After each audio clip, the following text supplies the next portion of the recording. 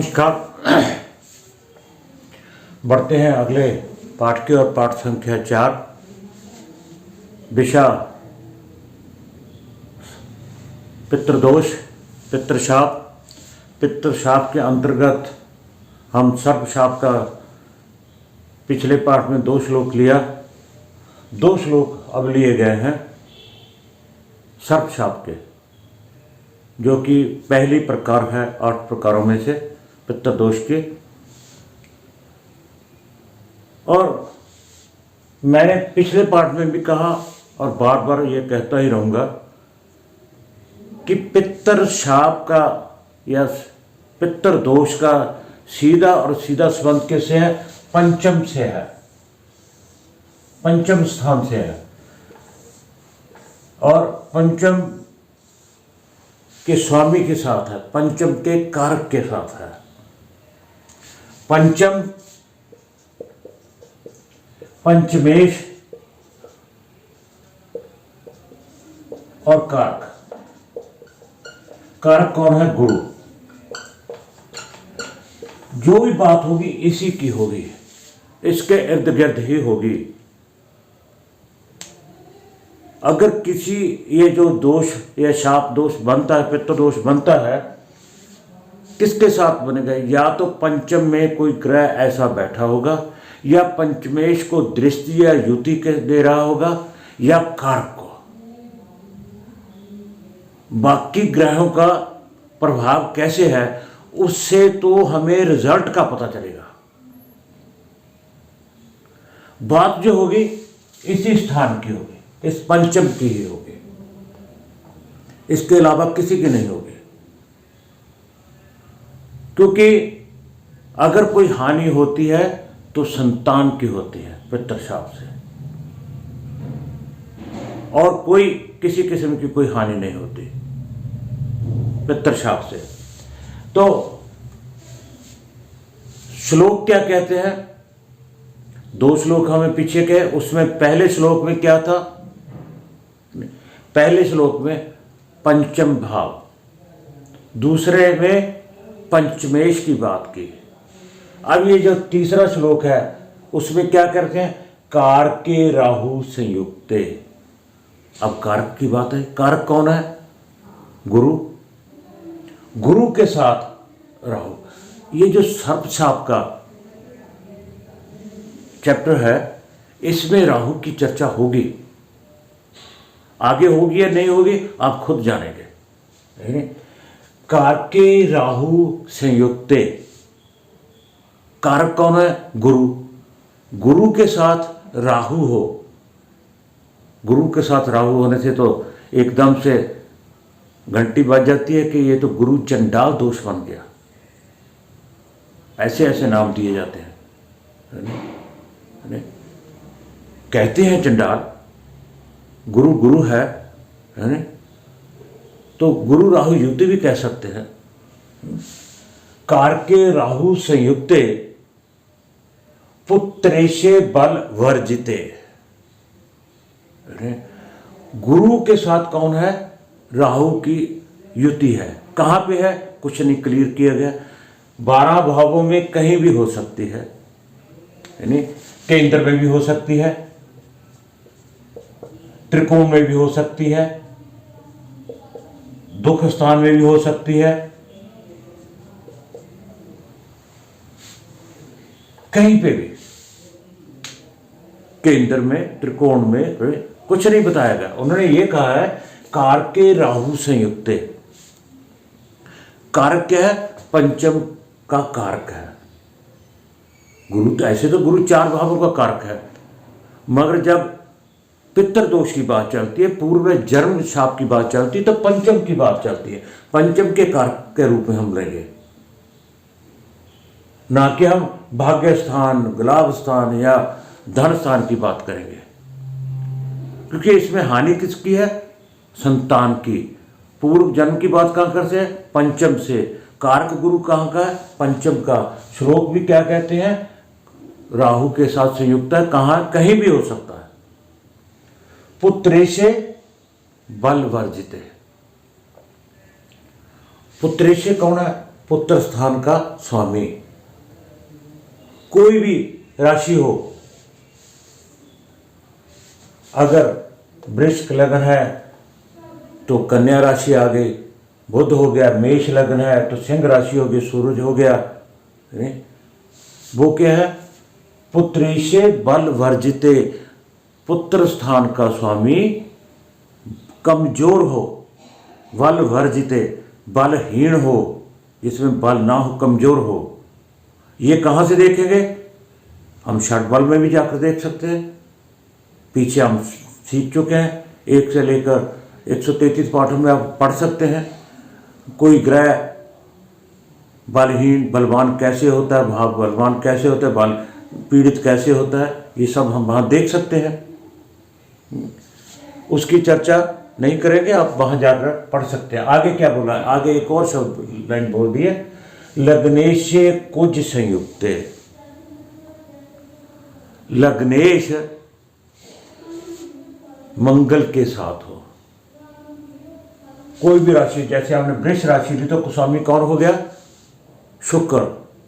कहाँ बैठे हो? कहीं भी, हम यही ले लेते हैं, शुक्र और मंगल, शुक्र और मंगल। अब कहेंगे शुक्र तो बलवान है, भावेश भाव में बैठा, लग्नेश लगन में बैठा है, मगर किसके साथ बैठा है? क्रूर के साथ, मंगल के साथ बैठा है। नहीं? अगर ये राशि, तो मंगल कहाँ का स्वामी है? भाव का स्वामी है। अब क्या कहेगा, हम विषय से नहीं भटकेंगे। लग्नेश से कुछ संयुक्ते, ये 3 बातें हो गई। क्या? अगर कारक राहु के साथ, गुरु राहु के साथ युति है, और पुत्र स्थान का स्वामी, जैसे राशि तो यहाँ कन्या आ गई, एग्जाम्पल के तौर पे, उदाहरण के तौर पे, बुध कमजोर है, पंचमेश कमजोर है, और लग्नेश मंगल के साथ है, मंगल के साथ है। लग्नेश की भी चर्चा होगी, कारक की भी होगी, और पंचमेश की भी होगी। पंचमेश कमजोर हो गया, और पंचम का कारक राहु के साथ हो गया, और लग्नेश किसके साथ हो गया? मंगल के साथ हो गया। अगर ऐसा स्थिति बनती है तो क्या कहा? सर्प सपात सुत क्षय, ये शब्द आता ही रहेगा, सुत क्षय, ताकि उन भ्रम फैलाने वालों को ये क्लियर हो जाए कि क्षय किसका होना है?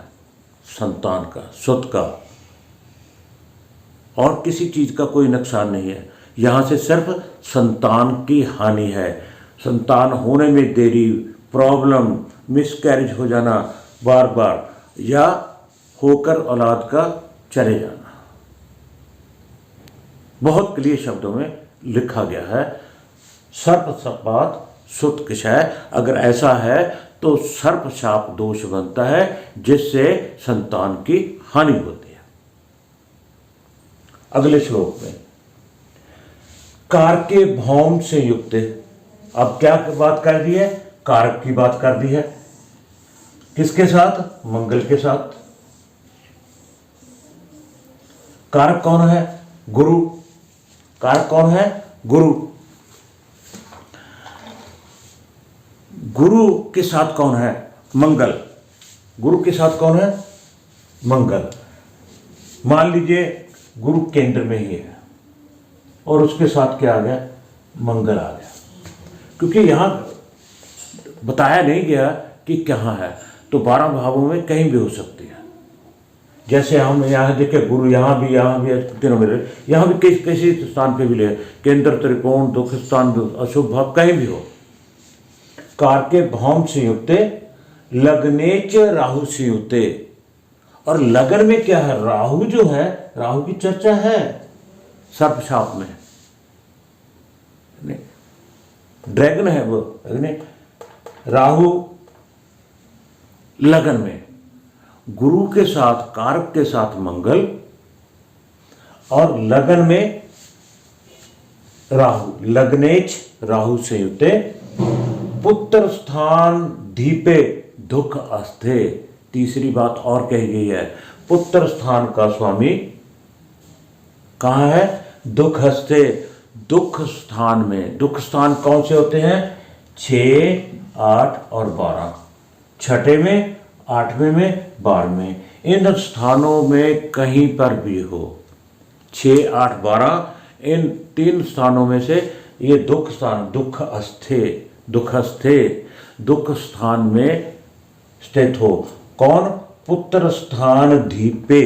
पुत्र स्थान का स्वामी अगर 6, 8 या 12 भाव में स्थित है और लगन में राहु है, पंचम का स्वामी गुरु मंगल के साथ है।